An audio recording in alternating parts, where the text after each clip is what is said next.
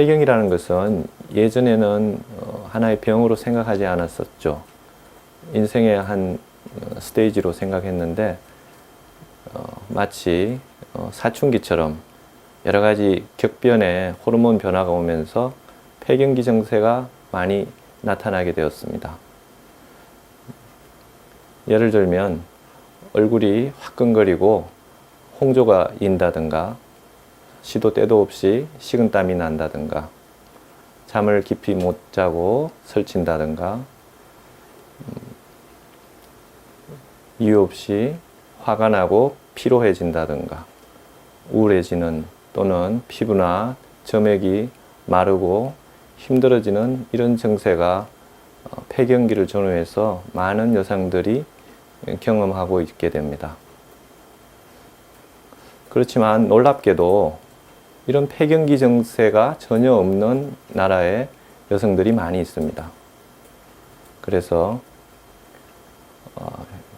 중국에서 최근 몇십 년 동안 연구한 결과를 보면 폐경기 증상을 전혀 앓지 않고 폐경기를 잘 지내는 분들을 많이 볼 수 있습니다. 다시 말하면 폐경기 증상은 서구화되고 도시화된 현대 여성들이 앓고 있는 그런 증상 중에 하나라고 볼 수 있습니다. 우리나라도 예전에는 이렇게 심하지 않았는데 점점 많은 환자들이 폐경기 증상을 앓고 있습니다. 그 이유를 크게 두 가지로 생각해 볼 수 있습니다. 하나는 여성 호르몬의 균형이 깨져서 그렇다고 볼 수 있습니다.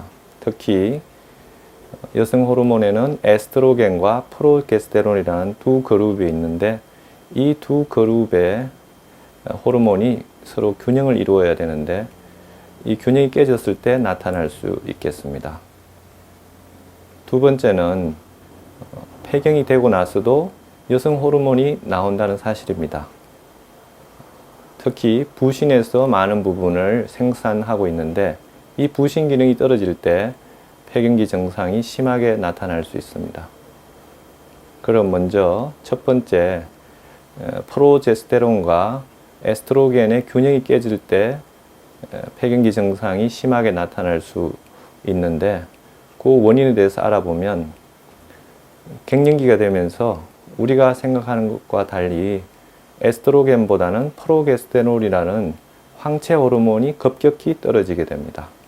그래서 갱년기 전보다 10분의 1 정도로 적은 양이 나오는 것으로 확인되고 있습니다.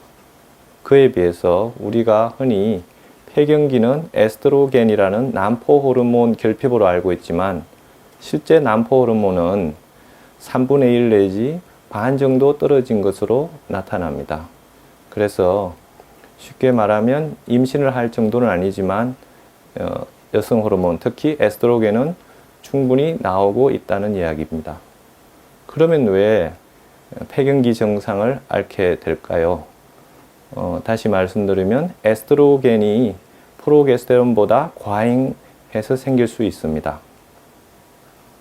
그러면 에스트로겐이 과잉되는 이유는 첫 번째는 서구화되고 도시화된 여성들은 다른 농촌 사회에 있는 여성보다 많은 양의 육식을 하게 되고 기름기가 많은 음식을 먹게 되면서 에스트로겐이 높아진 것으로 연구되고 있습니다.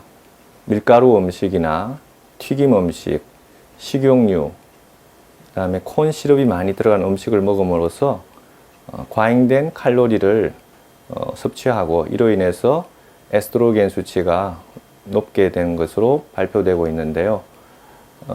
보통 중국에서 연구된 바로는 도시화된 미국이나 영국의 여성이 60에서 15로 폐경되었을 때 떨어진다고 생각한다면 40에서 15 정도로 그 떨어지는 폭이 훨씬 적었습니다. 이런 경우에 폐경 증상을 적게 앓고 있는 것으로 이해할 수 있겠습니다. 두 번째는 에스트로겐 역할을 하는 환경 호르몬 물질이 많아져서 그렇다고 볼 수 있습니다. 여러분께서 흔히 알듯이 환경 호르몬은 유사 여성 호르몬이라고 할 수 있습니다.